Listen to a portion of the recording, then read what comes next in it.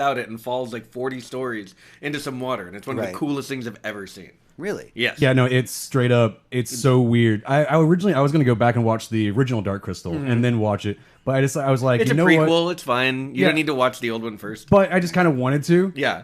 Just as to get my memory of the world back. Right. And while watching it, I was like, fuck it. I'm just gonna start this. I'm just gonna start it. I don't need to watch the old one. I'm just gonna do this. Right. And I started it immediately. I was like, fuck, this looks even better. Like I kind of regretted not going back and immediately watching the original one to see like how much it had jumped. Yeah. Because at this point, I'm like, I'm seeing puppetry that is unheard of at this Yeah. point. And it kind of looks the same. It kind of looks a It's lot like, like it the still Dark Crystal. reminds me exactly of the Dark Crystal. It looks like the Dark Crystals. Gelflings look like Gelflings. Yeah. Skeksis look like Skeksis. Fizzgigs look like Fizzgigs. Yep. Everything looks like the way I remember it. Yeah. But so much better. Yeah. And In bright 4K with like all kinds of cool like conceits for how everything moves. That my favorite part of the show is that the puppets still move like puppets 99% of the time. Yeah, you when they're can- running across a room, they could make them smooth. They could make them look more like creatures. They made the choice to make them look more like puppets, and it's fucking charming and amazing. And I love it. My favorite part actually is the end credits for every episode, whenever you get to see not only the voice actor Yeah. of the character, but also the puppeteer that was. Oh, that's that They cool. character. literally Or the list them multiple- side by side. This It just character, says that voice character. actor, puppeteer, voice actor, puppeteer. Very nice. That's a very respectable choice there. You feel like you're not putting them in a different category as one or the other. They're saying they're equal, and I like that. It's really Another weird. fun fact: one of the I'm not sure if he's a puppet master or just one of the like puppet designers or something like that. Is the baby from Labyrinth? Yeah. Yes, no. So he's the producer. Oh, of it. okay. Yeah, he's the producer of it, and yeah, he's the baby from Labyrinth because that was Brian Froud's child. Yeah. When he was working with Jim Henson at the time on Labyrinth. Obviously, because Brian Froud did all of the designs for Jim Henson's shit forever. That was actually the first episode whenever you saw like character design by Brian Froud, Yeah. like show up in the bottom corner, was like it nearly brought a tear to my eyes. Like, Yeah. oh, I love his artwork. I've loved everything he's created all this entire time. Yeah. These worlds that he created with Jim just made my childhood happen. I mean, you have like the Henson family still heavily involved in the production of Henson things, and now you have Froud's side of it. You know, obviously he was the baby in Labyrinth, but now he's working on these Jim Henson projects, and this Yeah. just feels like this big homage and tribute almost to just all the things that we love. But it's also the things that they grew up with. Yeah. So it isn't just nostalgia for us as viewers; it's nostalgia for the people who were children working with alongside their parents when they were little. yeah, it's really Yeah. this is a Getting to do- generational thing. It is. Like, Yeah. we've gotten that in our generation with some directors now. Their children coming together and making films, but this is like the same thing, but on the puppetry, and I think it's amazing. This Yeah. show weirdly gives me a little bit of hope for humanity. Yeah, whenever agreed. you're seeing that we can still create art. That Netflix and the Henson Company were able to come together and spend a shitload of money on this idea of these little weird elf creatures that are 'cause the this was not a life cheap soul show. of the fucking No, planet. no, it was not. Like, and they it's- like fleshed it's it amazing. out. They made it epic. There's so many a AAA budget actors doing voice acting for this. Yeah. like all the way, and it's so cool. It's Yeah. cool the entire time. Everything about it, like honestly, can we just do an episode about how much we fucking love this show? we It's might have. Well, so we should all goddamn finish good. it, and then we should just be like, everyone go watch the Dark Crystal. Yeah. Tony, what'd you do this week? Aside from I'm only 3 episodes into the Dark Crystal, and I can't Right. shut the fuck up about it.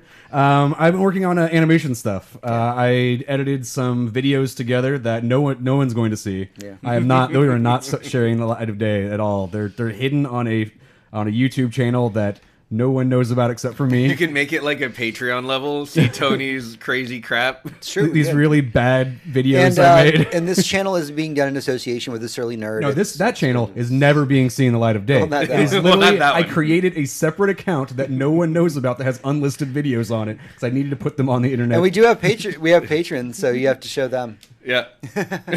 But we will have a Destiny interesting is it, you doing lore I'm videos? doing stuff. So some of it's going to be lore things. Some of it's going to be news update stuff. Okay, it's just me making fun of people who do news update stuff. Right. Because I hate them and they're annoying and they have clickbait titles. Says the three guys sitting at the table doing a show about news. Right. It could be worse though. The titles for our episodes could be like, "This game was murdered" and like shit like that. You know.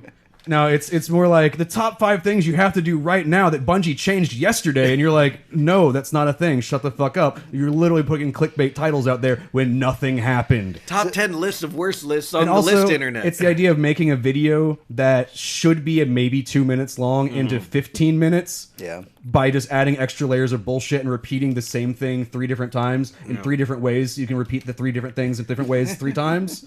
It's really fucking old. So you could tell Tony's been down the rabbit hole of video editing. Oh, yeah. You've been on YouTube once or twice? Yeah, I've been on YouTube a couple of times. YouTube, weirdly, I initially signed up for Skillshare to learn about video editing and writing process, and it was very useful. But getting into the intricacies of creating things, YouTube is way more helpful than paying. Like, I for free get more information off of YouTube than what I was getting for the, well, it was still free Skillshare subscription, which I just canceled because my 2 months were free, and it was like, we'll give you an extra month, and I'm like, hard pass. Yeah.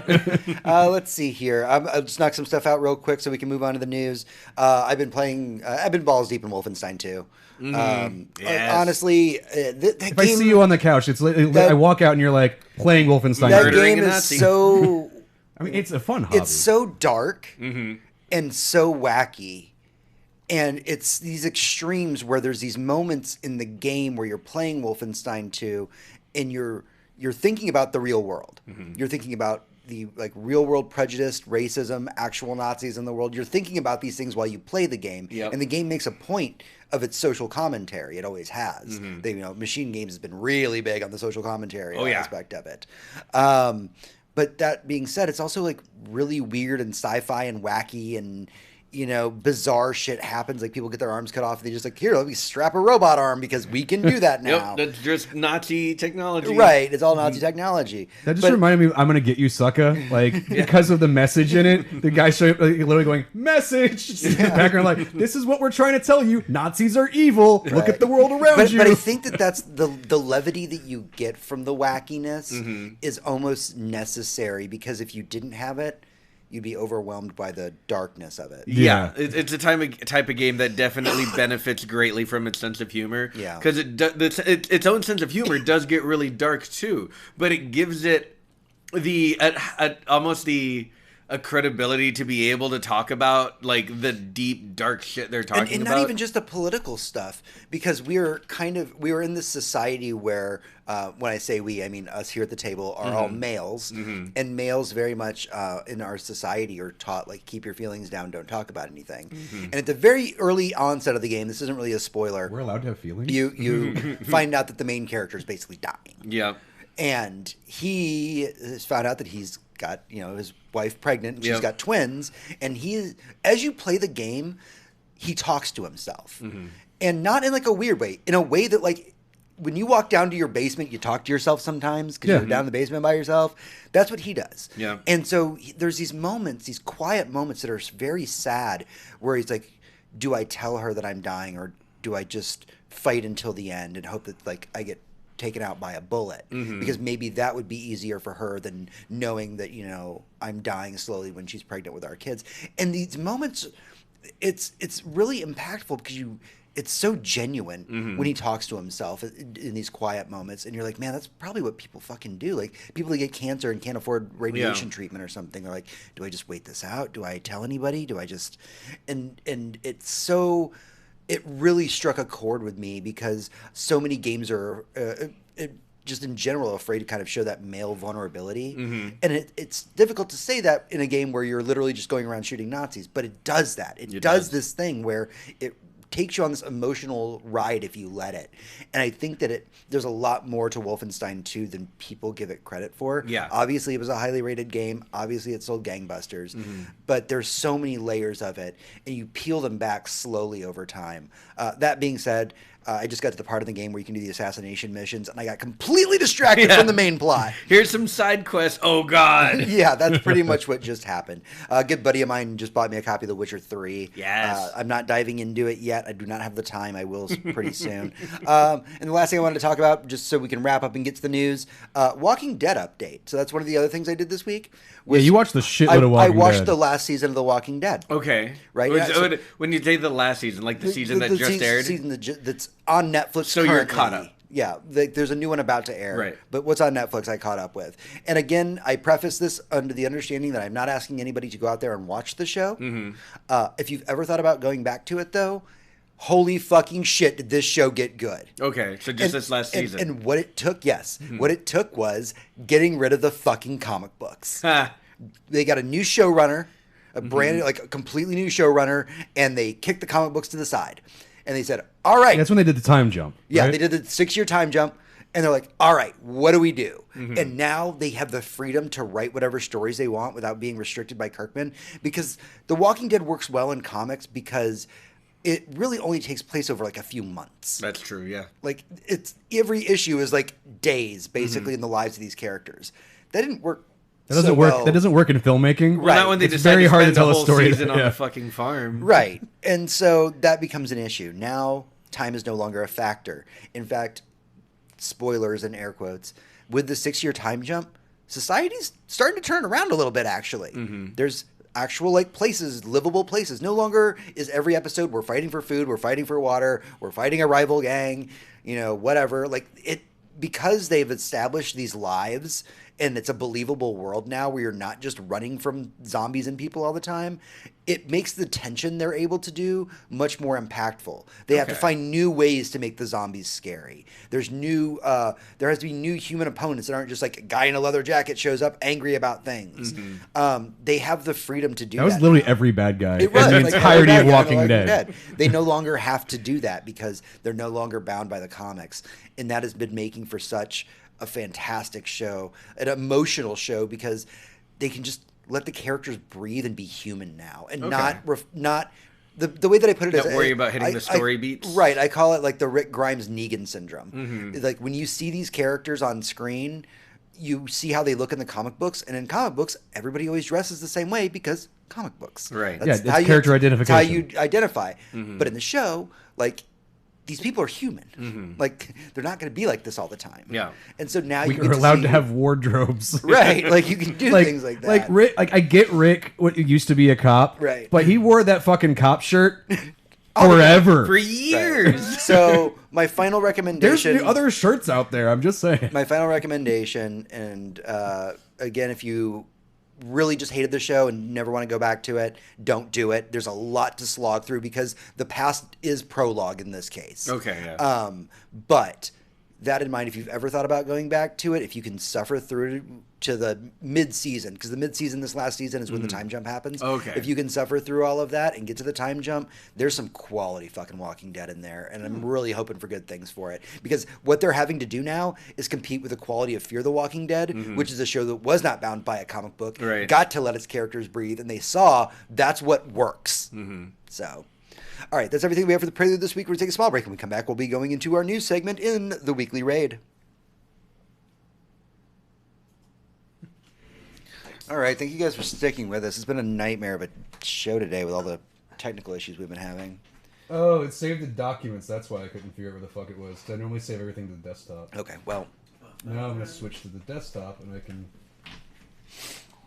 remember where that's at. Oh, Room 104 starts up again Friday. Yes, we are on the last 2 episodes of it right now. I meant to mention that we've been binging that. But holy crap, it's been a good season, though. Yeah. I love that I made a transfer. It just makes me really musical happy. episode was just fantastic. Yeah, that was the musical episode. Probably easily my favorite. I've only seen the first 2 seasons, so they're starting season 4? It's the most highly rated one of all the episodes. Okay, that makes sense. Yeah. So they're starting season 4? Yeah. Mm-hmm. Okay. On Friday. I need to start season 3 then. You can watch the whole season in like one sitting. Yeah, it's more like it's a show that like dedicates your time and your brain. You can't really do other things. That's true. I usually don't watch more than one episode at a time. And I currently have Dark Crystal that takes up all of that. So yeah, it's, Brooklyn, you'll have to give a Tony to find out what the super special secret that's what I was gonna say. Is like you need to message me and I'll send you like the link to watch the thing. That's your Patreon gift, is that you get to see what we're working on. You don't wanna. It's bad. I did a bad. Is it like that short? It's just of Rick and Morty before they made Rick and Morty, where it's just all about like sucking the balls. No, it's just like my delivery was weird because I wasn't sure how to write it versus read it and edit and act everything, and also like how I'm writing it as it's supposed to be kind of funny, but I don't really doing. Kind of two characters, but it really should just be a monologue. It takes the whole fucking thing. It's a learning process. I mean, honestly, sure. the intro that we do now is so smooth, but that's like refined over years of me sounding janky as fuck doing it. Yeah, it's just finding your voice, right? And all you can do is just experiment with it until you find out what works. Yeah, for you. that's the thing is like every time everybody's like, oh, this first time director, it's first time picking up a camera, made this Academy Award winning picture. Like, the fuck they did nonsense. They made so many shitty short films that they acted themselves in and did every possible thing. It's the first thing you've seen them they did. Yeah. But their first time director for you, not for them. Yeah, their first time holding a camera they were probably like 3. Yeah. Yeah, no, that's what I'm trying to remember shit from when I was a kid to doing all this and like because I haven't been doing all this stuff continuously for this entire time. It's been like spurts of interest in thing. So now I'm like spending a lot more time in it. So I'm trying to remember all this other shit and also figure out a writing style that's going to work for the way that I want to say things in my voice, and also trying to decide which one, because I need to have 3 characters essentially, how those different voices are going to be different and what subject matter each one's going to cover. It's been a thing. Yeah. All right, let's it's do been this. a lot. And I've been drawing. We got a lot that we got to cover, so. I'm actually really proud of the last thing I drew. Like I looked at it and was like, holy fuck, that actually looks really good. The Weekly Raid. Hey, adventurers, welcome back to the show. This is the Weekly Raid. It's our news roundup for the week. Man, I do love starting us with happy news. That is the best. We don't get that very often. I try to Not put... in this world. And you know what, though? This is another one of those instances that it's like I always try to put news items in for y'all. This is a for me. All right. I take one for myself occasionally. And this news item came out literally today. Yeah. That Crypt TV is going to be doing a 10-minute short film that's based around 13 ghosts. That's really for the both of us. You know we're both obsessed with 13 Ghosts. You can't say it's just a you thing. That's true. So it's Crypt TV. What's Crypt TV? So Crypt TV is a TV station that is founded by Eli Roth. Ooh, okay. And so they do various horror distributions. Is it like a streaming channel? Like what are we talking about? I do believe they do streaming, but I do believe it's also like part of a cable package. Yeah, it's one of those. Okay. It's There's like a Fright channel or a Fright Stream TV. and like Thriller and stuff. It's one of those that you can just add on or purchase for like $1 or $2 a month, and you get to watch a bunch of old shit and also weird indie things.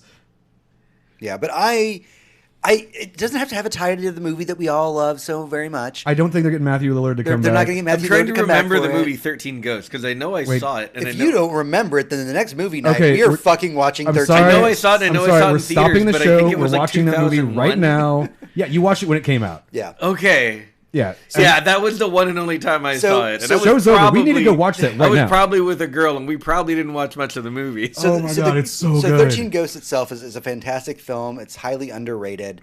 With that in mind, one of the things that was great about 13 Ghosts that made me so obsessed with it growing up is actually the DVD itself. Okay. Because the DVD was packed full of lore. Nice. Because you only saw these ghosts very briefly within the movie itself. But the DVD, it was just like the Necronomicon was basically inside of it. It was like, here's the backstory with all the ghosts. Here's what they went through. Yeah, so there's 13 ghosts, and each of those 13 ghosts is part of this satanic zodiac or some bullshit. It's called the Black Zodiac. Yeah, whatever. It's made up bullshit. And but there's a backstory for why this ghost has to be used to do this thing. Gotcha, And they give you okay. in the extras all that backstory So of it's why not just- this ghost is the You can't just trap personification 13 of ghosts it. and make the thing happen. So it's not just like the backstory for the ghost. It's actually why they're mechanically or functionally necessary for the Correct. Yeah, plot. and then the characters and the world itself and how it all functions. And the machinery. Like holy fuck, it's fucking amazing. And it's again, James. That's the reason why we love the movie. Is the DVD had all this extra features on top of a movie that was just fun and good. I'll have to find it.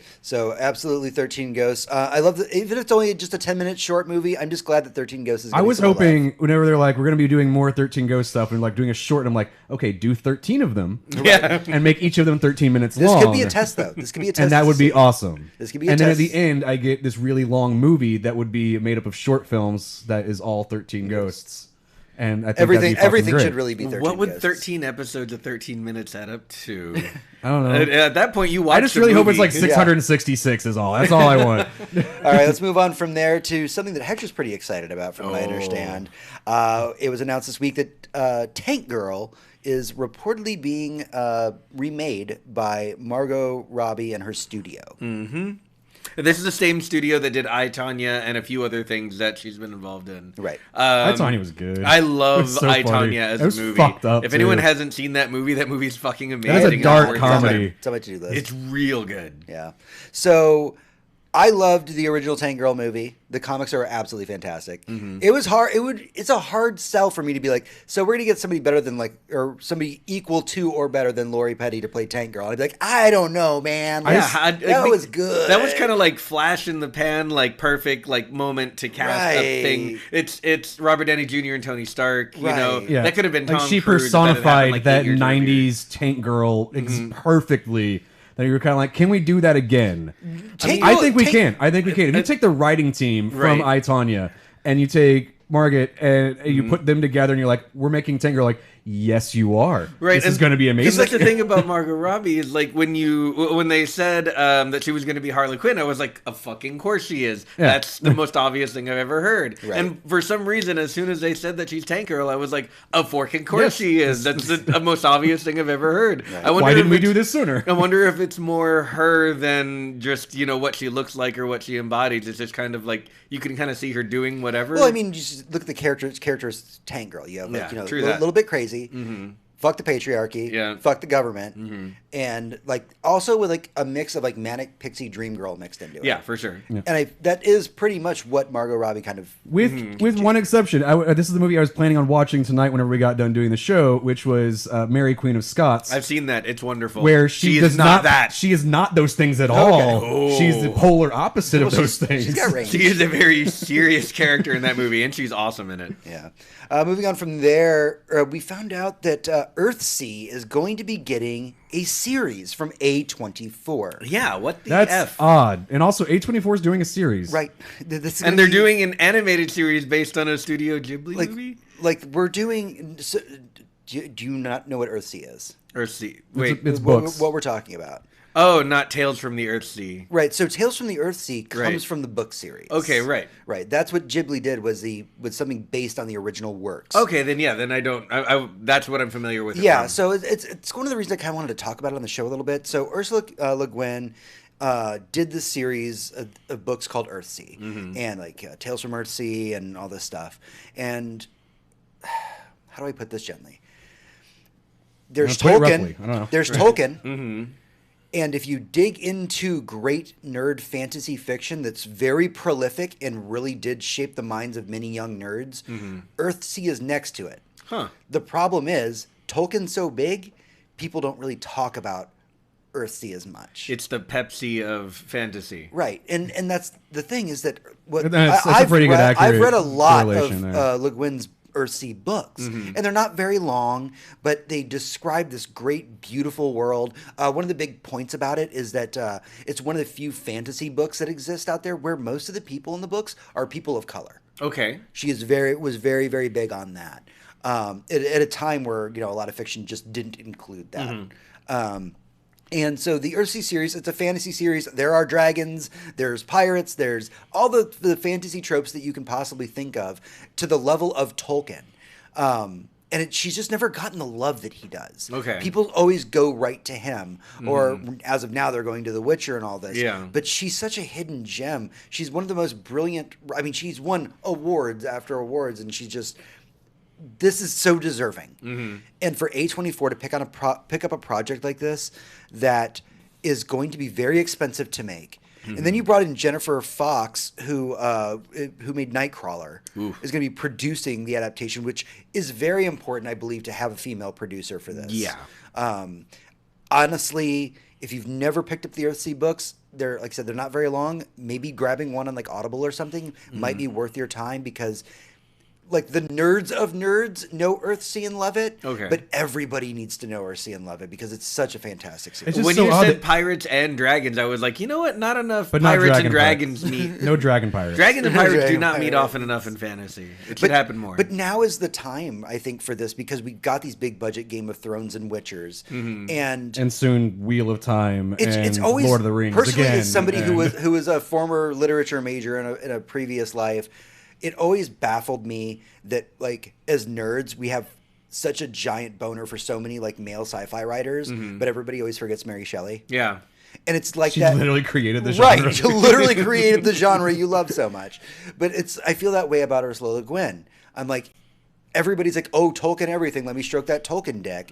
But she contributed as much, if not more, to the fantasy worlds that we see today.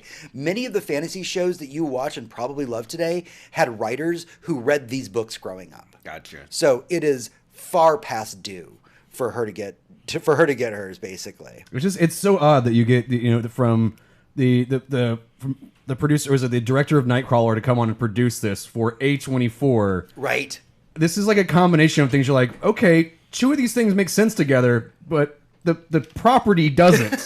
Right. It's like, okay, I want this to be made, but why are they making this? I think this could be a good thing for it, though. I honestly do think it would be a good thing. A24, I like the fact that they're coming on to do this because they do a little bit more out there, more interesting stuff, and they could take more risks. They also and this let is something their- that would be They let their allowed more for more producers and risk-taking. directors see their visions through. Yeah, that's true. And I think Even when they that's- shouldn't sometimes. I mean, You that's know what what A24 does. And Yeah. I mean, I've never left an A24 movie thinking they probably took it easy. Right. Like, I didn't walk out of Hereditary being like, they probably like censored Yeah, some stuff. it sounds. Yeah, it seems like they cut that one back a bit. Yeah, Yeah. no, I've never Yeah, left the an A24 next one I have movie. list up to watch is In Fabric. That's going to be an interesting horror movie that I've been waiting to watch for a while now. It's A24. It's woman buys a dress and dress haunts her. Okay. That's the short version of Haunted it. Dress. I like it. Haunted Dress, and I've been wanting to see it since I saw the You know trailer. what? Haunted It's Dress seems like A24. a much harder sell than dragons in a fantasy series. True that. Okay, It's so A24. They don't make any sense. the next topic we're going to be talking about is a little bit tough, and I'm very angry about it. And there's not a whole lot we can do because we're going to be sitting here in chairs as people in America, being Americans. So there was there's a big book festival that Brazil does every year, and it ran. It's August 30th through September 8th is the general so vicinity. that's like a long book fair. Yeah, it's a long book fair. Basically. Scholastic. I mean, they just showed up for one day with their little rolly carts, and Yeah. that was it. But it was the And best the little day. catalog. Yeah. It was the best. Well, you got the catalog in advance, I thought. Oh, Yeah. that's right. Yeah, And then they showed up with we got books the you ordered. monthly catalog where you check the boxes, but then there was the one time a year they showed up with all the rolly carts, and it was like, Yeah. oh. And they had like those bootleg Nintendo games about the Bible. So Mine did not have that. there is two very fascinating sides to the story that we're about to talk about. The mayor in Rio de Janeiro tried to ban a 2010 comic book. Okay. Like, this is breaking news, like, happened this week. Tried to ban this issue or trade paperback of Avengers Children's Crusade is the name of the title. It's a good story. In that story, it has two gay characters, Wiccan and Hulkling, and they do kiss in the story because they're in love. Okay. Like people do. Yeah. However, people who aren't in love kiss all the time, and that's fine too. However, I've seen it in porno Wow, what kind of porno are you watching? where people were kiss each other. It's Weird. Oh, I'm the weird one. weird fetishes. So there are laws that say that homosexual material is harmful to children and should be removed and taken out of the hands of people. And right now I'm watching chat scroll by because they're like, Brazil? Really? Of all places? Yeah, no, I it's mean- like, has Rio been to Rio? Has Rio not seen their own Simpsons episode where like the girl, the lady teaching like the alphabet to the kids with the nipple tassels? So Yeah, on one side of this, you have the mayor who ordered the police to seize and confiscate all copies of the book from the festival organizers. However, The other side of the story is that the festival organizers refused to comply, voiced their support for the entire LGBTQ plus community in Brazil and at the festival. And on top of this, I was doing some digging around several articles to find out like what all happened, because basically it was a standoff that happened over this fucking comic book. Over a couple of Marvel put out years ago that this is so not even newsworthy anywhere else. A popular Brazilian YouTuber bought the entire festival stock of LGBTQIA plus books and distributed them for free in opaque black plastic bags and marked with a sticker reading, "This is an improper book for archaic, retrograde, and prejudiced people." Marvel Comics amazing. Fucking changing the world in Brazil. So at one part of me, I'm reading this and I'm so angry. I'm like, really? Like, this is the world we live in, that this comic book is so offends your fucking senses? And then for the people of Brazil to step in and be like, nope. Like, this was like Spartan style, like the way I'm picturing in my head. Like, shields went up. Yeah. And then like YouTuber in the back is just like hucking gay porn over the shields. Like, yeah, how you like them dicks? Please let that be how it happened. I mean, if there's a revolution, this is the one I want. Right? I want to be a part of that revolution. Somewhere in New York, sometime in the last week or so, some intern was like, oh, one of our old comics is trending in Brazil on Twitter. Why? Should I be worried? Right? I need to tell someone. Suddenly Marvel's just like, why did all of our books just sell out of this? Are we burning down the rainforest? What's happening? So it's a tough story to talk about, and I'm glad that we can laugh at it because the premise itself is obviously horrific. That, you know, there's this kind of discrimination that was happening, but at the same time, hearing people kind of rallying behind it, I wouldn't say that it has a happy ending, but it has a more positive outcome than what could have happened. Yeah, definitely. Isn't the point of books to like learn things and share knowledge and shit? Right, I'm trying to remember what books are for. And far be it for a country to call a human being's entire existence harmful to children. Right. Fuck you people. Right. I don't know, Tony. Like, I read Fahrenheit 451, and from what I remember of the book, it just says I'm supposed to burn them. So yes. I've been burning every book I can find. That's why I use Audible. I burn every book I see because I read Fahrenheit 451. Not allowed near a Barnes and Noble. He's been banned from every single one. All right. Amazon. He's literally the reason the Amazon is on fire. He got confused. I know that we were very briefly talking about Wrong the Amazon. Scholastic Book Fair and our memories of that wonderful time. Actually, we found out this week that Marvel is setting up a deal with Scholastic right now, actually. And what they're going to be doing is they're going to be making these new original stories that they'll be selling in prose form. Cool. But it's really cool because they're going to be doing some Avengers stuff, but actually Shuri's going to be getting her own book. Nice. Yes. Her own prose book. Obviously, she's picked up in popularity a lot since the movie. Since Black Panther, yeah. I'm just like, can we just have her own movie, please? Right. Like, she got her own comic book series. I bet you it's coming. Yeah, like, can they announce that? Like, I just, when they're like, Black Panther 2 is coming out, but also Shuri's getting her own movie. I'm like, yay! Well, she did take up the mantle of Black Panther briefly at some point. I would not be surprised if we decided we want to hand down the reins if she's the one that ended up picking it up. I would imagine that would not be this phase. It would not be this phase. No, later. They're not ready to kill off T'Challa or anything. Yeah. Man, I can't tell you. I wish that, like, I could have gone to the Scholastic Book Fair and gotten Marvel books. No kidding. One of the first books I ever, like, really picked up and read as a kid was a Spider-Man novel. It was someone's novelization of Spider-Man. Yeah. I was pretty young and I was, not really into the books at the time, but someone put Spider-Man on a hardcover book that was like 300 pages long, which was a lot for me at the time. And yeah, that's still just a lot. I chewed through that thing and I probably read it like 2 or 3 times. You don't want to read The Expanse, but then, by the way, Tony. Yeah, it's long. It's like The Expanse. It's the literal Expanse. The length is a lot like the Void of Space. Yeah, pretty much. It's never ending. So yeah, it's pretty exciting. I wish I did have this stuff growing up, but it's awesome that kids are going to have these cool Marvel properties and so relatable because I mean that's one of the big things is they actually did do a couple books last year. Marvel did this, and Black Panther was one of the books last year as well. And I think that's important to have that kind of diversity that you're putting it out there. I mean, it would have been easy to just say, oh, we're just going to do an Avengers book or a Spider-Man book, but no, like diving into Black Panther and the mythology and the characters behind it and turning those into books. That representation does matter, and we were saying it when the Black Panther movie came out. It's too easy to do. Okay, well, here's Peter Parker as a teenager, he's relatable to kids, Right. or here's Tony Stark, he's just a rich white guy, so throw him on there. The fact we can actually start having not those two be the ones that Right. children are going to be Well, I actually- exposed to Give us more is fucking Miles amazing. Morales. Yeah, I love the idea, especially when we're talking about Scholastic, because we're talking about kids younger than teenagers at this point, or maybe they're hitting that 12-year-old mark.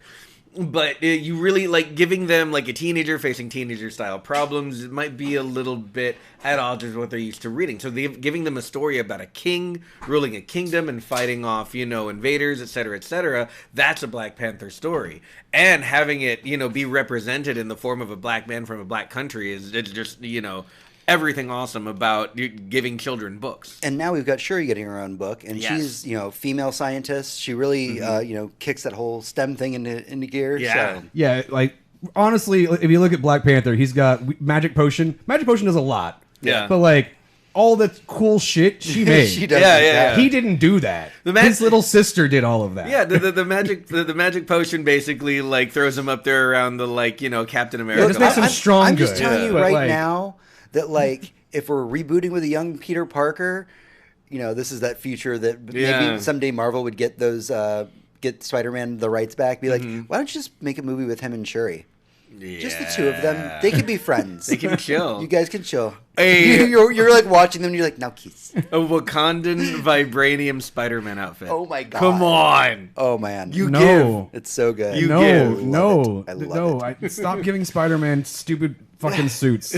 I love all of his stupid suits. That's His why I suits are played. great. That's why I played the PlayStation game. The suits were the whole point. You get original suit, and then you get symbiote, and that's it. I'm out of They suits. didn't have symbiote. I'm Yeah. done with fucking suits. That's the 2 suits you get. I hear that every day, but I thought he was talking about the show. Oh yeah. He was like, "I'm done with suits," and I Yeah, was like, "Oh, just- okay." I thought you were just done with the show. No, like- I mean, it wasn't great. Weirdly, I've been still watching the show Suits. It's okay. It's progressively getting. I'm really glad this is the last season because every episode is like fucking pulling teeth at how bad it is at this point. They jumped the shark like I don't know their first episode really, and it keeps getting worse. I have no idea why I keep watching it. And that theme song is the worst theme Why song to did I get exist him on this? I on don't know, fucking television. You mentioned I know a show that we sucks. We were talking about Marvel, and then Yeah. you just took it to a dark place. And let's keep the dark place fucked it up. rolling here Yeah, for dark just place. a Your head second. fucked up now. Now you fucked up. So EA Mm-hmm. won a Guinness Book World Record this week. Yeah, they did.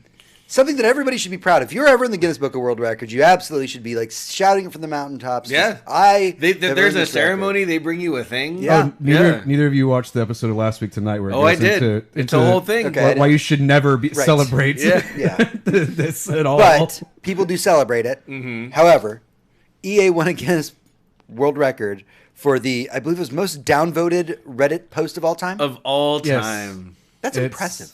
Think about how much horrible shit is on Reddit. Yeah. I've seen some downvote bombs, but nothing is compared to EA's wonderful foot and mouth syndrome. Yeah. How did that get more downvotes than like that one Pepsi commercial where they aimed racism by giving a cop Pepsi? Right. And, like that has fewer downvotes than EA. Honestly, So- at this phase in the world's history, I think that's the only way to actually end racism is a by Pepsi. giving all the cops Pepsi. Maybe it'll work. I'm up for anything at We'll this try. point. So the whole post itself, if you're not familiar with it, was really just about them defending the loot boxes within Star Wars Battlefront 2 Surprise when it mechanics. first came out. Yep.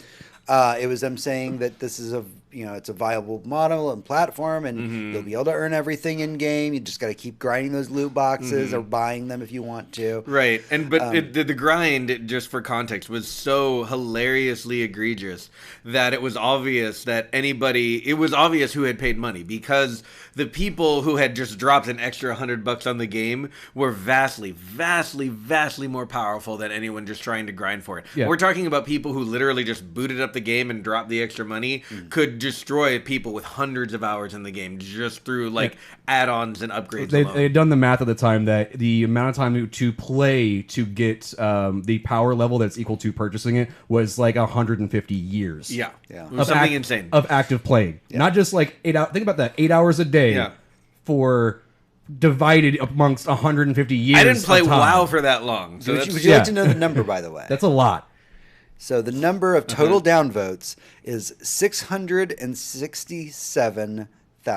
Holy shit! That's a lot. Over 500,000 people all said, were like, "Fuck you." It's actually EA. it's actually closer to 668,000 total. So like on a single day, in a single like AMA or like Blue Post in the EA subforum, whatever the fuck, wherever it was, 600,000 people on a day, probably over the course of a few hours, downvoted this thing. Mm-hmm. It's absolutely ridiculous. It was pretty much instantaneous downvote. Like I remember whenever this happened, I saw like the news thing. It was like this, like EA responded because I was about the little loot box thing, so I was reading about it at the time, and it's like they responded on Reddit, and then you go look at the Reddit post, and it's just watching that number go ding ding ding ding ding ding ding ding ding ding ding ding faster and faster. The more like you're in the middle of reading it and just watching the number increase. It was fucking amazing. So there's a thing. If anyone doesn't know how Reddit works, when you upvote a thing, it becomes more visible, and when you downvote a thing, it becomes less visible. That way, only the best stuff gets to the top. That's the whole point of Reddit. Yeah. So when you downvote something into oblivion, it becomes less visible. So in order to keep this thing visible so people could continue to downvote it, they just stickied it to the top of the thread just to make sure it could continue getting the ass punching that it was getting for as long as it would take it. And I honestly, that's if this would have helped EA learn, it would have been great. Like, this is funny that, you know, they got the most downvoted comment in all history of Reddit, possibly literally forever at this point, until they fuck up again. Yeah, until they announce Anthem 2. Yeah, and Anthem 2 is literally the expansion they were supposed to put out into Anthem, or it's just a remake with high-res version or some shit. Either way, EA does stupid, horrible shit all the time, and they're not going to learn their lesson. Yeah, they're going to hold this as a fucking badge of honor. Like, they don't like us, but they keep buying our shit. Yeah, they're fucking. Some CEO is going to have that Guinness World Record like thing hung up in his office. Like, lol, I made $100 million off that video game. Pretty much, yeah. And that's the thing is people don't understand that. Like, yes, it's funny and it's cute to downvote a thing, but vote with your wallet and tell EA to go fuck themselves and do not purchase anything they make ever, and they will learn that their practices are not good. Yeah. There have been a few things where I was like, I guess I'll get that. I guess I'll get that over the years. But I mean, the more it comes down to it, the more I'm thinking like I really just need to stop buying EA games or games made by EA specifically. Yeah. No, it really sucks because to have to put that limitation on yourself, especially when you see people working hard on a property that they love and they care about. I mean, Titanfall. Yeah, that alone, it's a fucking great franchise, and you can tell that there was care and love put into that game. But now you're making Apex, bitches. Yeah, loot boxes. Well, even then, Apex, you could tell that they wanted to keep doing Titanfall stuff, but they couldn't, so they found a way to keep playing with the engine that they like, to keep paying their fucking employees. They had a good time. I might make fun of Apex because I fucking hate battle royale. Yeah. I hate battle royales. We'll talk about Tetris later and why that's the only good one. Yeah, no. Okay, I already did. But Brooklyn's making a point that EA is mostly held aloft by its sports titles like Madden and FIFA. And if anyone has ever seen, I'm not super sure about Madden, but I know that the kind of microtransactions they have in FIFA are like literally designed to be the most predatory they can. That's the reason why EA had to defend their microtransactions in England. Oh, in Europe, right? Yeah, in Europe, because of their control over FIFA being one of the most popular game in all of Europe. And them going like, our kids are not doing... Someone accidentally spent $5,000 on your $60 video game. How? Why? And we defend that. And why you wouldn't even refund that money to the parents of a 5-year-old who doesn't even understand how money works. Yeah. And that you're keeping this $5,000 that was that kid's like college. Yeah. Explain to me that. And they're like, surprise mechanics? Yeah. And you're like... Surprise, we're destroying your company, you're all fired, we're destroying it, like it's in flames now, it's on fire. Surprise fire! Look at that. I'm just there's options we could do. I'm just saying. Yeah. All right, let's rein it back a little bit and talk about something that's enjoyable to talk about instead of getting angry about EA like we do every week. Oh, but it's so much fun. Hector, let's talk about Death Stranding. Yeah, let's talk about Death Stranding. Are you excited about it? Oh, it comes out in I think November. Yeah. Sometime in November. Along with every other game. I don't often pre-order video games, even ones I know I'm going to play. I rein back. I wait for reviews, like responsible adult, because I think pre-ordering is a bad practice. It is bad praxis, in my opinion. But I'm going to pre-order this game. I'm going to sit there and watch it download a week before it comes out, and I'm just going to like sit there and wait. Look at that file. I'm just going to watch, because it's Sony. It'll take a while. I will sit there and watch that bar. It sneaks to the left. It's not day one PC, is it? No, it's not. It might be PC in a few years, and that's just a rumor. Because they did take it off of it's a place or Sony exclusive because it is. They said it is coming to PC. Right, and we're still getting mixed messages on that. But I'm playing it on that totally console. explains it because yes, Sony has the worst servers, and I think actually has a potato farm that runs their downloads. Hey, those potatoes are organic. That's fine, So but they don't I'm download excited good. for Death Stranding, aka Norman Reedus and the Ghost Fetus. Norman Reedus and the Ghost Fetus. I love But it. I'm using that as a band name. I'm sorry, I'm taking that. we need that on a T-shirt. Yeah, really that's do. a thing. That's really good. Did you come up with that, or did you read that? I'm pretty sure I came up with it, but it's the internet. Who knows? It's pretty I mean, good. that's real good. Yeah. That's real good. I am excited for Norman Reedus and the Ghost Fetus. It's interesting as the news is starting to leak out about it because we've been learning it's kind of more of an open world game and you can kind of just take it at your own pace and that it's supposed to be interconnected where games can influence one another. But what's really interesting is that this week Kojima announced there's going to be what's going to be called very easy mode. Yeah. And essentially, this is for you wanting to get the story of Death Stranding, but without really all the heavy combat related things. Right. Without the constant That we've seen nothing of. Right. But without the fear of death and being without the fear of hitting that end game state constantly. Right. Yeah, you don't want to see the you died part. It's basically you never get to die because you have an infinite amount of health. Right. And you can keep doing the thing over and over again. Yeah, and this is just me spitballing, but if the idea is to go between point A and point B, and there's a lot of chances to get marauded on the way, I would guess that happens a lot less. Yeah. So this is based on my knowledge of Death Stranding. It's a walking simulator. Right. I just really hope that very easy mode is literally just fast travel, and you don't have to do the walking simulator part. You can only go, okay, I go here and give me the fucking cutscene because I don't want to walk for 70 fucking hours to get there. It's like playing Final Fantasy 14. You just start with a flying car. I mean, honestly, I would be more interested in a game where I got to see the cool story bits and that gave me fast travel. Got rid of the walk and then eat some shit and don't forget to go to sleep and then feed your weird ghost baby belly thing and you got a rocket now. No, fuck that. Give me the goddamn story points because I'm interested in the game and the story, but the mechanics of it just I'm already tired of it and I haven't played it yet. It sounds like they made a mode for Tony. Yeah, they pretty much did. Yeah. So it's definitely not the mode that I'm going to be playing. No. But I understand. Look, the fact of the matter is we've known this for years. Kojima basically just wants to be a film director, and this is his excuse to be a film director. Yeah, I mean, he can't be a film director though because you can't make a movie that's 80 hours long. Right. So he's just making a game. And these stories would never fit into a movie. No. They wouldn't fit into a Game of Thrones long series. Yeah. You just kind of have to play a video game about it. Yeah, I mean, Yeah, no, Metal Gear alone was like 3 specifically seasons works in of this for Game a of reason. Thrones. Easily.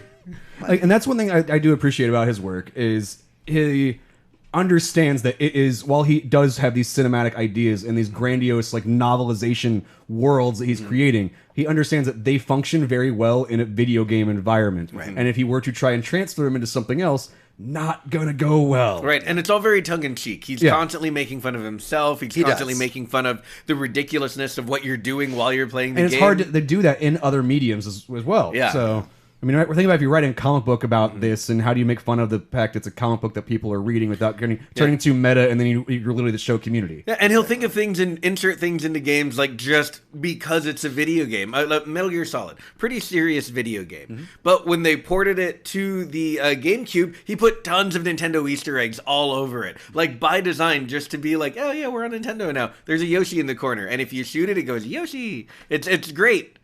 And come on. I mean, in the original Metal Gear Solid, the whole reading your memory card. Yeah, reading your memory card. It's a video game, and he likes to be able to do that. He likes to be able to fuck with the players that way.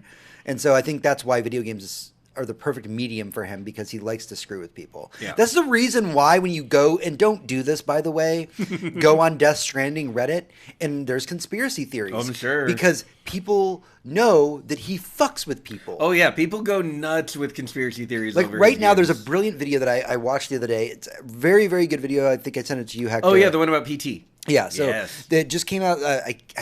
I would link to it if I had it in front of me. But there's this great video called The Secret Meaning Behind PT. And so this is kind of the Kojima conspiracy theory thing. It really is. But what it does is it breaks down the game PT, what was going on in Konami at the time, and how PT was never meant to be a trailer for the Silent Hill game. Mm-hmm. It was actually him telling the story of what was going on in Konami, but he was under NDA, so he couldn't. Right. And so that explains why the weird eyes started spiraling everywhere, and you're chasing a circle going endlessly, and everything's falling apart, and then eventually you figure your way out, so you can go make a different game? Yeah. Go watch the video. Literally exactly that. Exactly. Yes. Literally exactly it makes sense, yeah. He's just showing the death of his career at Konami. And watching then, it literally spiral out of control with all the weird spiral and shit then when you on. finish it, it pulls up a game that has Norman Reedus in it, which is what's happening this year. I have a conspiracy theory about Death Stranding, though. Everything that we've seen is not actually in the game. Could be. It is not a walking simulator. Don't forget. There's no ghost babies. He's literally just fucking with everybody, and it's something completely different. Don't forget, the entire time, up until the day it came out, we were 100% sure that in Metal Gear Solid 2, you were playing a Solid Snake. That's true. The entire time. Yep, so we were I possibly could be correct that there is zero game that we've actually seen that's coming out. You're going to load into Death Stranding. You're going to get the first cutscene like Raiden shows up. You're going to be like, what the fuck? Not again. Not again. What the fuck? Or Raiden's one of the babies. I don't know. That wouldn't surprise me. Okay, we got one more bit of news to talk about before we get into our main topic for the podcast. Hector, let's talk about Cyberpunk. Yes, can we? Are you excited? Okay, when's this game coming out? Because I'm getting...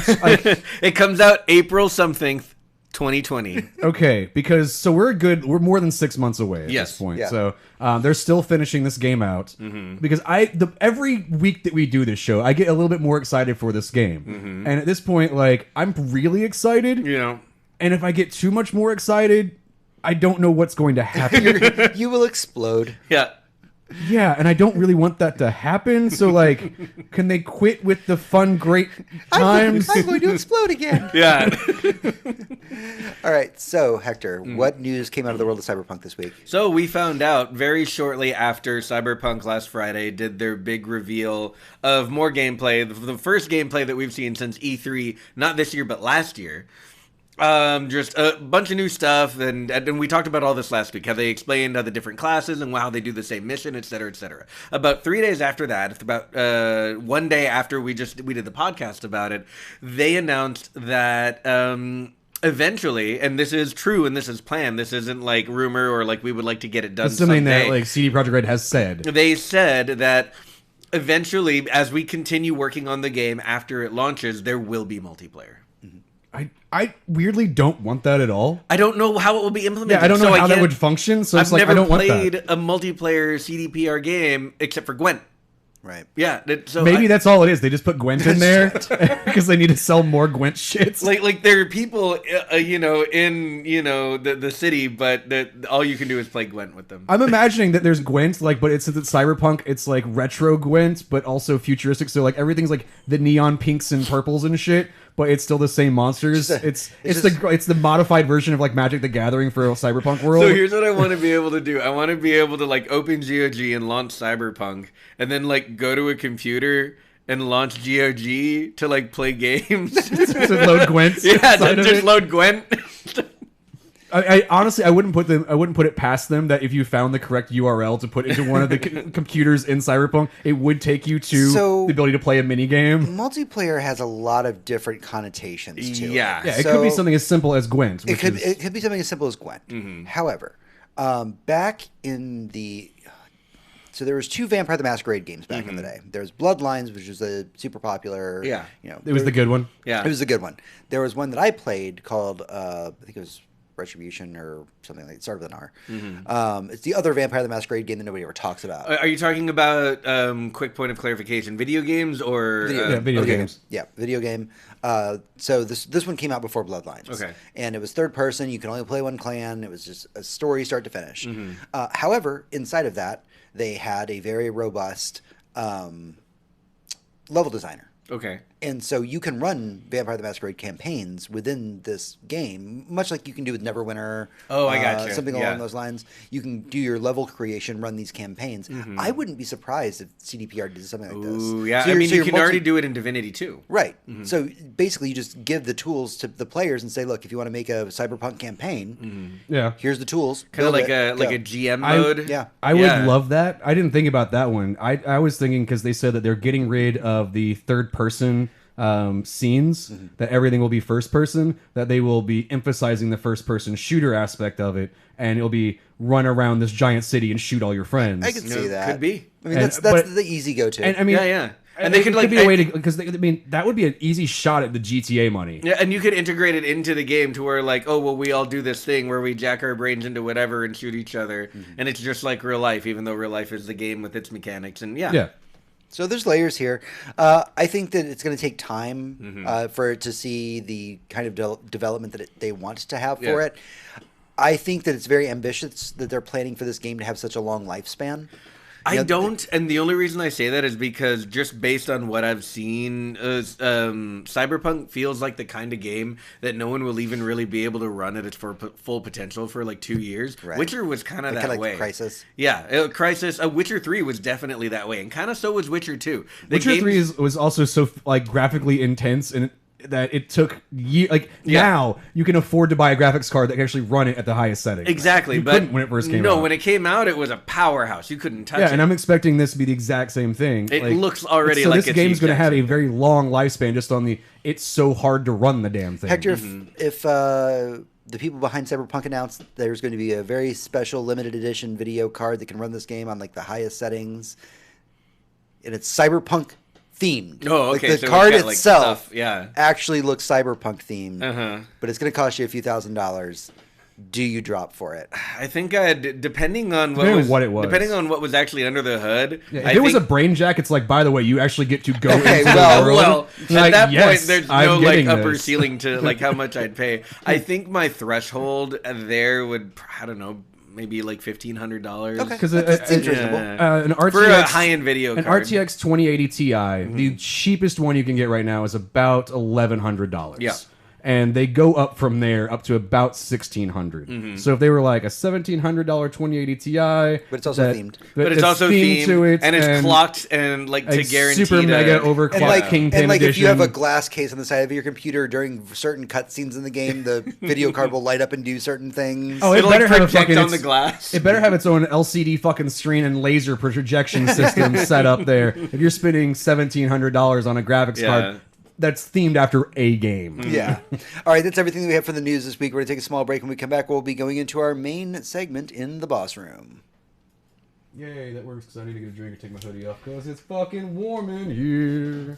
Triple Triad is a superior game. I tried Gwent. I didn't love it. Gwent is not an easy pill to swallow when you start it because you're thinking CCG, but CCGs are never laid out that way. Yeah, no, I found myself like playing Gwent and being like... I was like, I found myself just wanting to play more Magic. Yeah, and that's what it is. Every time I played Gwent, even in The Witcher, every time I played it, I just kind of wanted to play MTG. Did you ever play Hearthstone? Yeah, for like 8 minutes. Cool. So I was the same way. So Hearthstone, by the way, we're just on break right now. We'll be back in just a second. Please just listen to us rant. Hearthstone, I went back into it recently because I got my Fire tablet, and I'm like, oh yeah, I'll play on a tablet. That'll be fun. There's their solo expansions. Most of them you have to buy into. There's one called Kobolds and Catacombs. Okay. So Kobolds and Catacombs is just randomized bosses, randomized decks. Yikes. So you pick your class, and as you advance through the 10 stages of the dungeon, you get power-ups, you can like double your health pool or like do all kinds of crazy stuff to your character, and it's all just RNG. Yeah. It's fucking it reminds me of the what that game we were both addicted to for a while, the randomized card game. Oh yeah, Slay the Spire. Slay the Spire. Yeah. It's a lot like that. Okay. So like a really pure form of a CCG without all the money and loot boxes involved. None of that's involved. You can play this start to finish. Honestly, I recommend pick up Hearthstone again and just play the Kobolds and Catacombs expansion. you will just lose hours. That sounds cool. For free. Yeah. I actually so on Xbox there's no ad blocker for YouTube. I did watch the most recent commercol for the. You were like one of 5 people who played Metal Gear Acid. Okay? Yeah. It was an original PSP title. Yeah. But the new Magic the Gathering online whatever game, they have their new expansion. The fucking video, it's incredible. The video, like the commercial, like was 2.5 minutes long. And at first I was like, okay, what's with the gingerbread people? And then I was like, what is this? Because it said video game. And I was like, okay, what the fuck game is this? Are they making another Shrek game? Are they making fucking Shrek? If they are, I gotta watch this. Because if it's Shrek, what the fuck? And then you find out it's Magic the Gathering, and it's just like, what the fuck is this? And Magic the Gathering, I know that they've always done silly fun stuff in the past because they had cards that were unglued. Yeah. And you couldn't play tournaments with them because they were ridiculously overpowered and funny. But that was the point of them, was to make fun of the system. Yeah. Shrek Super Slam is an actual fighting game that was at EVO this year. Yes, it is. Wow. Wow, bro. Yep. Wow. All right. Whenever you win, are you like? Is it required that you yell "Get out of my swamp"? Because only if you win as Shrek. I mean, I'm gonna do that. I don't know. Really good at playing I feel this like game. if I won Shrek at EVO, I'd throw my controller on the ground and just be like, "Somebody." The game probably just does that when you win. Probably. Just Smash Mouth right to the face. I imagine I would become the best in the world at Shrek fucking Super Slam, and then go to Evo and decimate everybody, throw my fucking controller down on the ground, and look at everybody and go, get the fuck out of my swamp, and just like walk off the stage. Because, you know, you are the Shrek at that point. You are the Shrek. And then like that's when Smash Mouth comes on as you're walking off stage, just flipping everybody off. I love that that's what Smash Mouth would be spending their time on these days. They don't really have anything else to do. Like, no, they're live. Show up they're when waiting. Someone wins Shrek. Like they're waiting in the background. They're like, "Hey now." I woke up with that song stuck in my head today, by the way. So that's I'm so not sorry. Cool. Yeah, no, I was like, I hate my life. All right, we got a lot to get through here, so let's tear through this. Yep. It's kind of an epilogue just full of news. It really is. I mean, some of these can definitely be powered. Yeah, we can power through Yeah. a bunch of this. A lot of the titles, I was like, don't care. Yeah. Boss Room. Hey, adventurers, welcome back to the show. This is the Boss Room. It's our main talking point for the podcast, sometimes related to the news, sometimes not. All right, this week we are talking Nintendo Direct.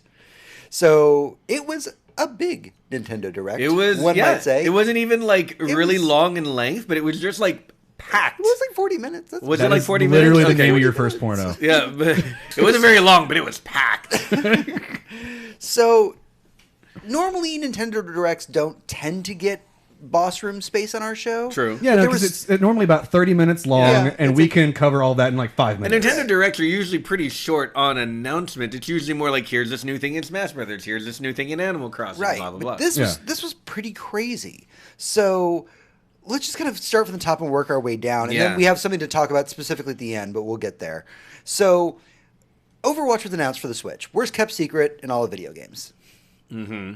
Now we know that this is not going to be like the best quality Overwatch that you will ever play. Well, Right? It's not going to be running at 60 frames per second. right. Right? It's not going to be. In fact, they said it's a hard 30 cap. Mm-hmm. I mean, the But- hardware can't push anything Yeah. past that. And even the physical edition that you're going to buy of this thing is just going to have a download code in it. Yeah. I'm pretty Honestly, sure. You're like, literally buying a box. you know, like you Every put the physical cart in edition and it of downloads Overwatch again. ever has only ever been a download. Yeah. Except for There's- correction, except for on console.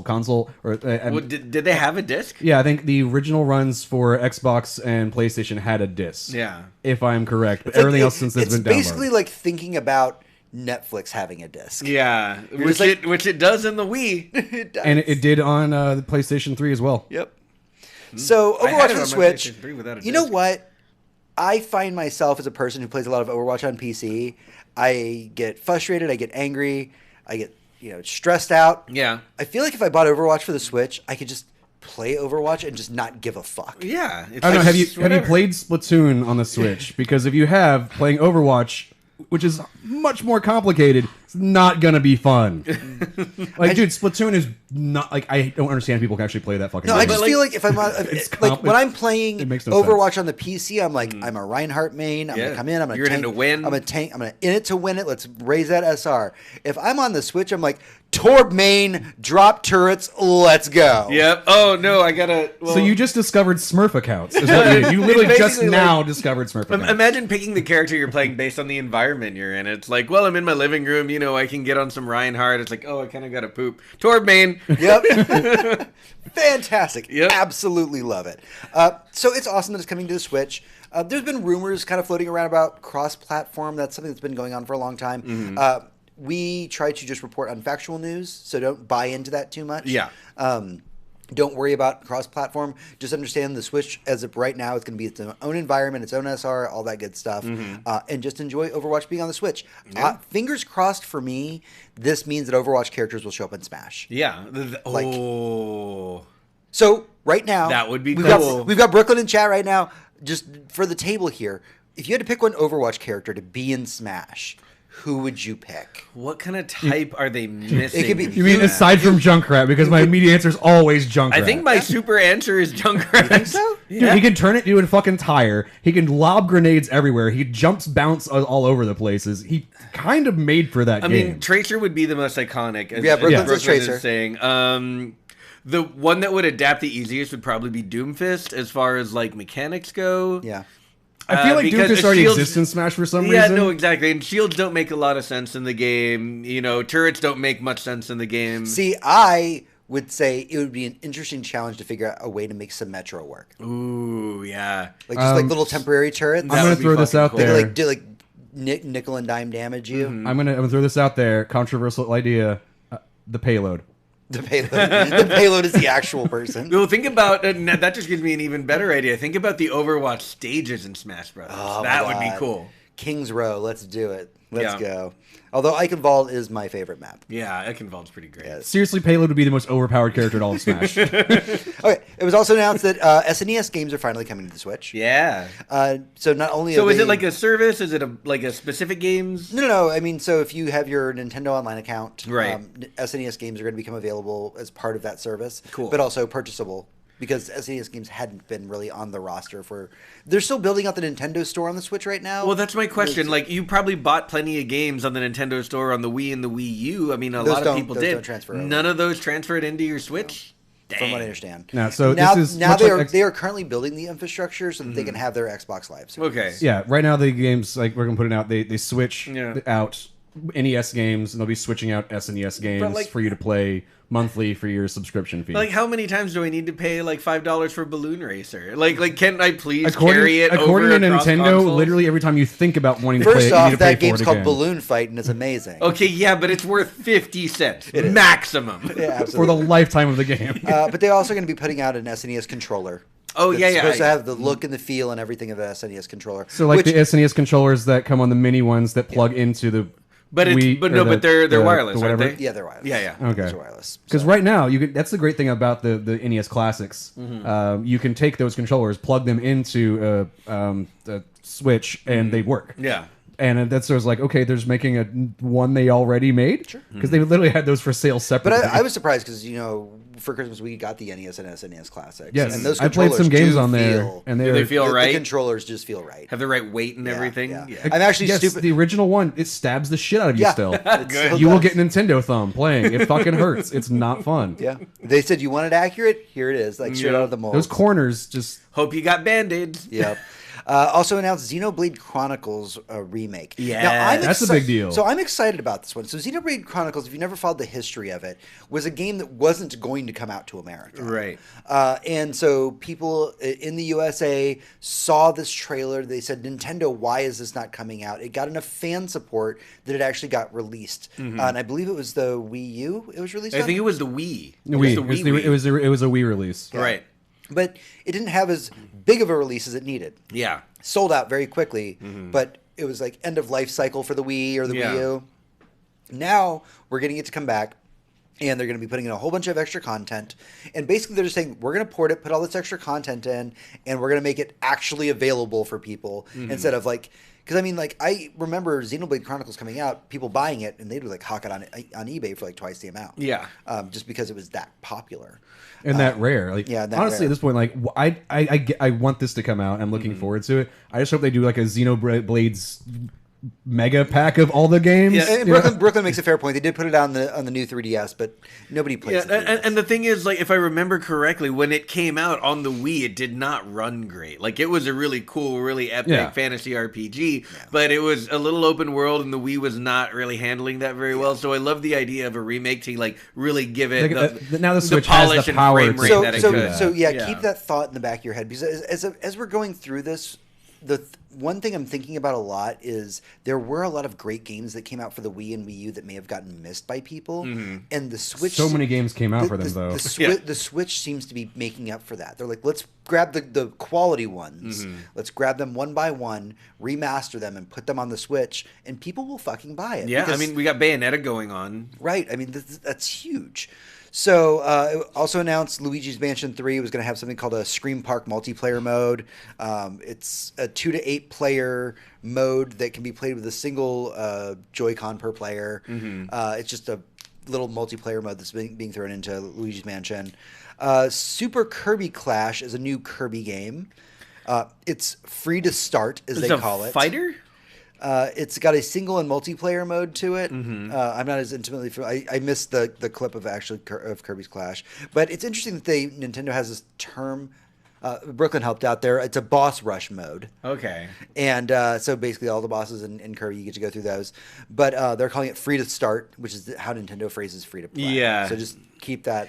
Right. Yeah. So Brooklyn just made the point that the Wonderful 101 needs to come back and be on the Switch. Yeah. I've never agreed with anything more in my life. Yeah. That is the most missed game I think I've ever seen in my life, and it is tragic. We need to go back and just remaster Beautiful Joe and go with it. But goddamn, Wonderful 101 was an amazing, beautiful game, and it needs a remake. And you know what?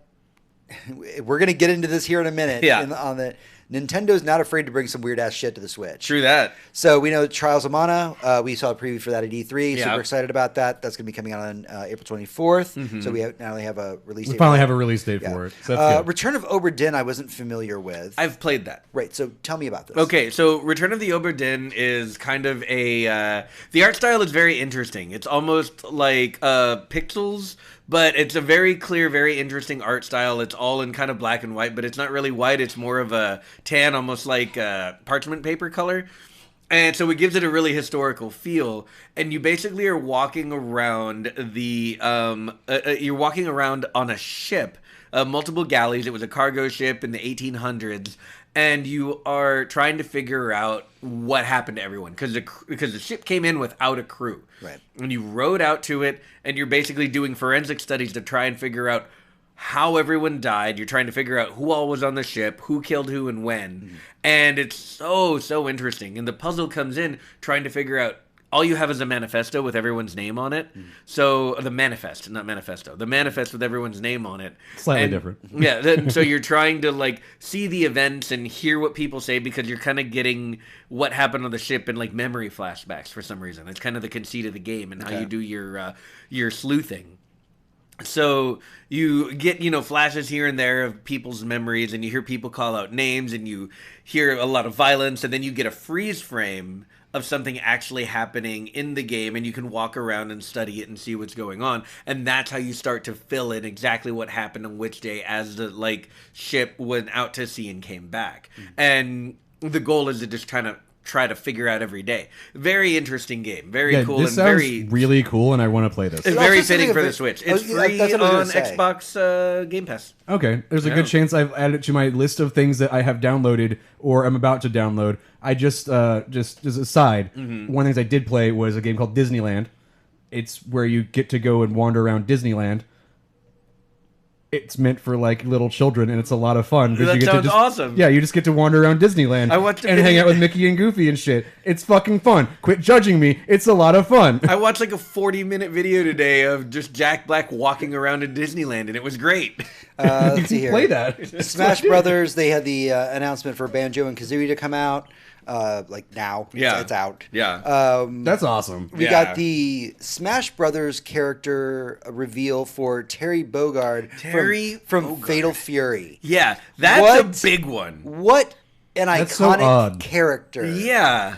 To like put in this game. Like I loved Fatal Fury growing up. Yeah, I was more of a Fatal Fury guy than a Street Fighter guy. Really? Wow, you were that guy. Yeah. I was really big into Samurai Showdown back in the day. Yeah, that was a good one. But yeah, I mean, just putting Terry Bogard in this, like Smash Brothers is this love letter to just fighting games at this point, and just games in general. Yeah. And the more that they keep getting people like at some point, like, because we're not getting another good Marvel versus Capcom, this is what we're getting. Yeah, and I'm fine with that. I've always loved the control scheme and the conceit of how you fight in Smash Brothers better than most fighting games. There's a really great series of posts that I saw from Jim Sterling, who does the Jimquisition YouTube series, where some people were kind of talking shit about the fact that a character from such a technical fighting series as Fatal Fury was arriving into Super Smash Brothers. And he said that, you know, the reason that he loves it is that he's never been skilled enough to play a game like Street Fighter. He loves to watch it. He loves watching Street Fighter. Yeah. He just isn't very good technically at it and doesn't like to compete. Smash Brothers gives him a character that's iconic with a simpler skill set, in air quotes, simpler skill set. Right. There's still a high level of skill in Smash Brothers. But yeah, it's easier to execute But moves. it's easier for a new player to step into that shoe and get to play these really cool, iconic characters without having to have the mastery level of somebody who's been going to EVO and playing Street Fighter every year. And that really resonated with me. Yeah, I was I like, like yeah, that a that does lot. make sense. That's really cool. Especially, again, like I said several times in the show, as somebody who kind of poo-pooed on the original Smash Brothers. Right. Yeah, because and I think rightly so. Like the original Smash Brothers was not good. original- It was the easy mode of fighting games. The original Smash Brothers was very novel, and it was supposed to kind of be baby's first fighting game. Yeah. And it really did its job. Yeah. And now it's graduated to where you can still have that the easy game mode where you can just kind of play Smash Brothers like story mode and learn all the characters, but the skill ceiling graduates with you as you play against other people and play online and stuff. So that's where they're really good at getting that skill level at. Yeah. Where you can play against other people and still have fun with it and not feel like you're just dying instantly the moment you go into a game. Yep. They did announce some downloadable costumes based on Pokemon and Undertale. Cool. They're basically those these were great. These costumes are going to be 75 cents each. Like That's not bad. Let me tell you, For I mean, Right? I've paid more than that for DLC costumes. I've never paid less than $1 for DLC. right? Like that's pretty impressive. Yeah. Let's see here. There was a Wii U game called Tokyo Mirage Sessions. I'm not intimately familiar with it. I've never heard but of it is that. going to be getting a new version. Mirage Yeah. session? Mirage, not Mirage? Mirage. Okay, for a second I thought you said Tokyo Massage Sessions. No, that is a very different game. And I was Whole like, different game. I was like, wait, that kind of game's allowed on the Switch Tokyo now? Mirage Sessions. I don't know. My version's way more fun. Yeah, I think I actually was in a conference call like when that particular section popped up, so I missed it. That's my bad. I apologize. According to Brooklyn, it's Persona plus Fire Emblem. So there you go. That's what that game Okay. is. So this is the one that blew my fucking mind. Yeah. Deadly Premonition 2 What? is a game that's going to exist. Not only that, but Deadly Premonition is coming to the Switch. Now, I'm going to try and describe Deadly Premonition the best that I can. I can't wait to hear this. I haven't even finished it. It's like You and most of the world. It's like if Kojima took some drugs and drank and watched Twin Peaks, but like didn't really like focus on Twin Peaks, but got like Right. the basic layers of what Twin Peaks is and said reinterpret this for a Japanese audience, but then translate it for an English audience.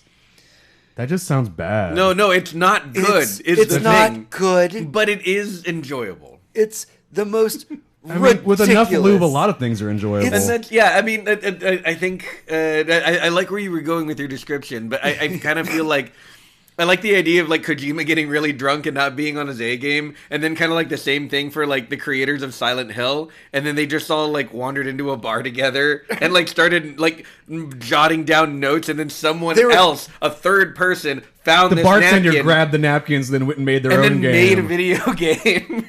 and that's Deadly Premonition. Like, that's how ridiculous this is. Brooklyn's absolutely right. It's the video game equivalent of The Room. Yes, like, and it is a very cult classic. It's a very big cult classic. It's been on my to-do list for a very long time. But the fact that not only is it coming to the Switch, which is a perfect a remake platform. is fine. Cool, yeah, that's not a surprise. No, it's getting a sequel. Yeah, what? On the Switch. What? Honestly, at this point, this Switch has taught me that Nintendo don't give a fuck. It's just... They have room. They have room for more games. Weird. Yeah, they're just like, you do whatever the fuck you want. At this point, the Switch is just like, fill your boots. Just bring it whatever in. game type you like, you're gonna find it. It's only going to get weirder from here. Although Deadly Premonition 2 is pretty weird. Divinity Original Sin 2. I'm really happy that that's... That just seems a rather, like, That's a processing heavy game. That is a very processing heavy game. But also... Like, that feels like it's gonna run like 5 frames a second. Cross-save. Yeah, cross-save. Yeah. Really? So you can just, like, boot up your game and then continue on the go. Yeah. And then come home and log on to the thing that actually can run the frames. Yeah, pretty much.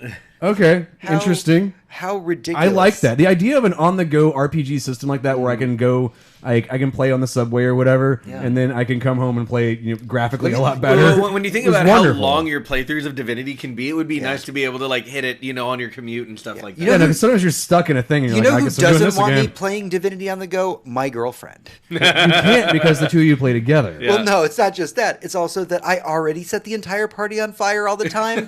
Being distracted and playing it on the go would only make it worse. Because that's what I do. Doom 64, by the way. Next up, Doom 64. I love that they specifically did Doom 64 on the Switch, because a lot of people don't know that Doom 64 is its own Doom game. Yeah. Like, yes, Doom came out of the on the 64, but at the time, a lot of consoles, I think the PlayStation included, all had like a port of Doom 2. Everyone just kind of had a port of Doom 2. It was easy to do. Pretty much every console had one up until like the Xbox, and maybe Xbox even had one. I don't know. But Nintendo 64 didn't get a port of Doom 2.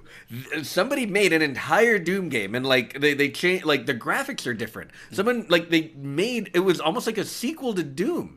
It was really weird, like Doom 2.5, but they made Doom 64, and it was really cool.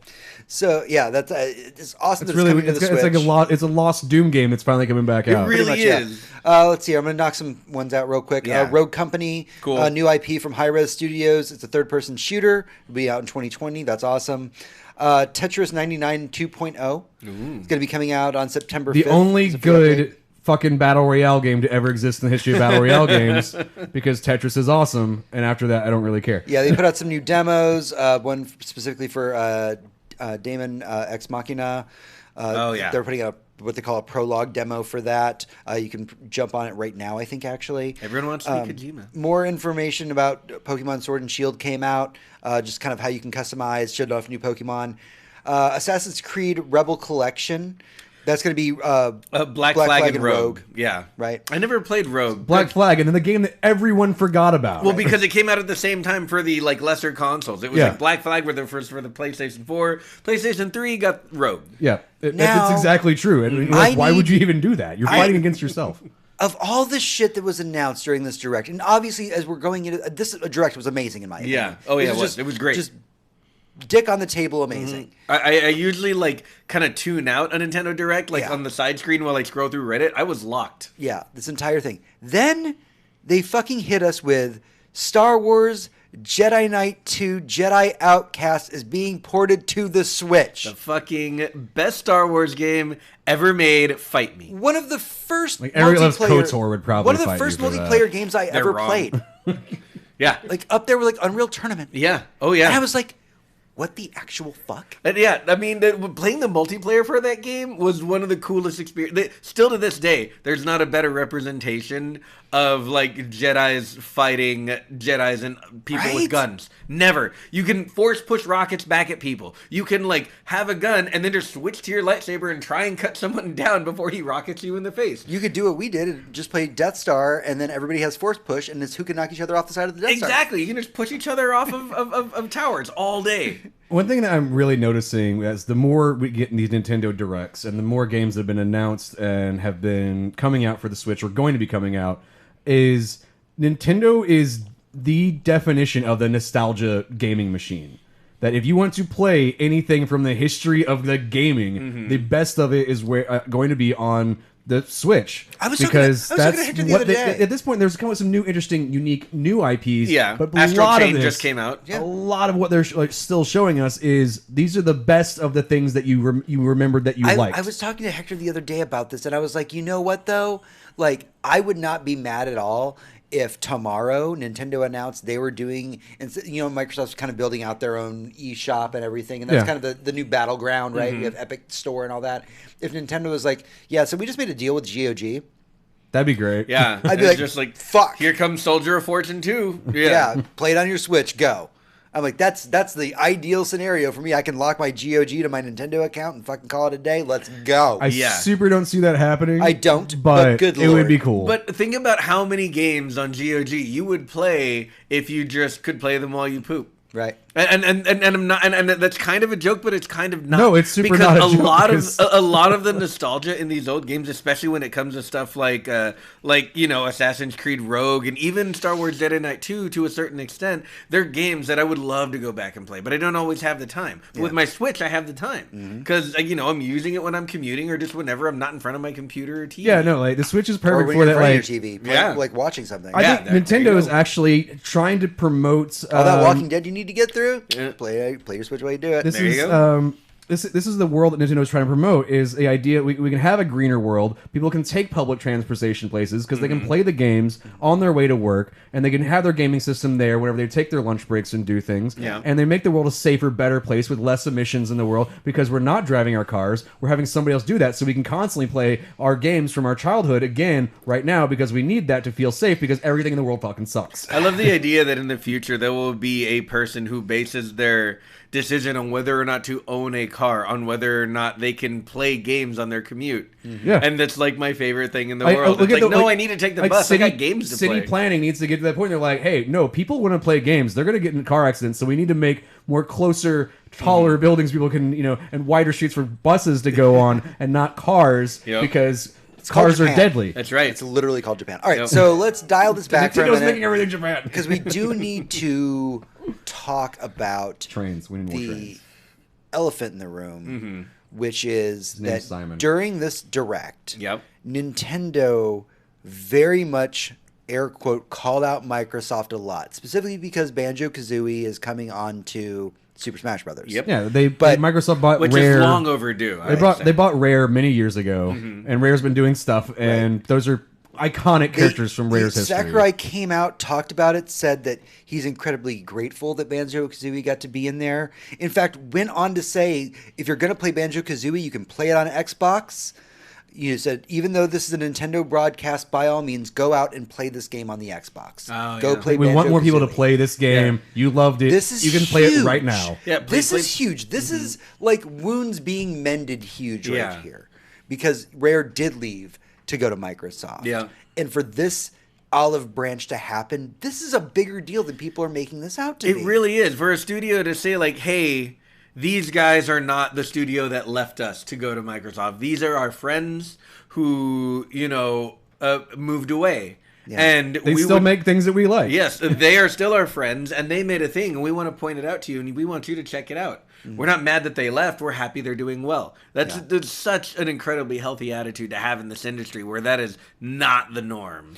Right now we exist at this point, this kind of junction point, where the past is this fanboyism towards a certain console, a certain brand, a certain thing, right? You're a Sony person, you're a Microsoft person, you're a Nintendo person. And it usually gets more inflamed around every console cycle. Right, yeah. As soon as the new consoles come out, everybody locks down. When they showed off the Switch, I was like, I don't want anything to do with this. I don't like Nintendo stuff. Since they've announced the Switch to right now, my attitude towards Nintendo and the Switch has basically completely changed. I was like, no, I totally see why people want this. Yes, there are some games I want to play. I get it. It's a thing, and they're doing a fucking phenomenal job. Yeah. Like, that's the world that Nintendo is hoping, is that people can have that kind of care for things that you don't really care about. You're like, no, you like the thing. Enjoy the thing. Have fun with the thing. Yeah. And why not enjoy what we make too? These announcements, of course, made Xbox for the first time in the history of ever trend on Japanese Twitter, which is huge. It's a historical landmark. Yeah, they're not fans of the Xbox in Japan. But do we feel, as a panel, this is the mark of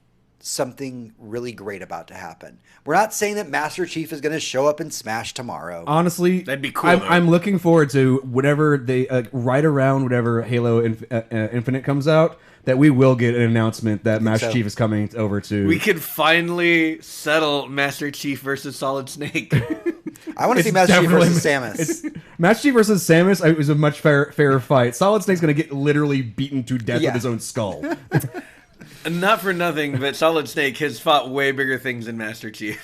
And won. Planets? Well, I mean, Metal Gear is huge. Yeah. So do we think this is a start of, in a world where video game news is often just horrible, is this the start of something that really will maybe not change things in a huge way, but change the way that maybe E3 presentations are done, where it isn't just name calling and mudslinging and just, we're better than the other person. Right. Right. So we're not a political podcast, but we've seen something really interesting going on with two of the Democrats running for office right now, in that they refuse to attack each other.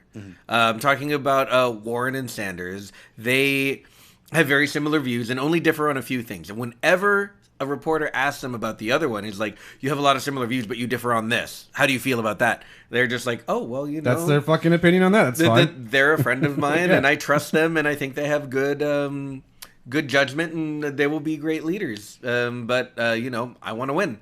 And that's one of the most healthy things I've ever seen, especially in politics. But the reason I bring it up is because I would really, really love, especially with E3 coming up next year, with the console E3 coming up next year, I would love to see on the stage the companies themselves try and calm down some of the fanboyism. To be like, look, you can play the game on our console or theirs, but it's a great game and we should just support the studio.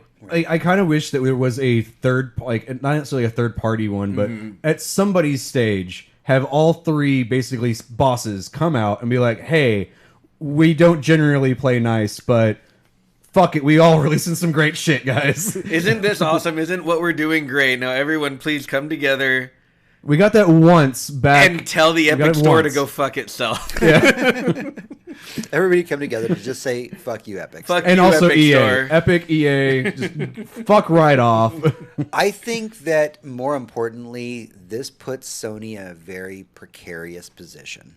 Yeah, I mean... This is not the first time Nintendo and Microsoft have played very nice together. I know. Whenever they put those advertisements...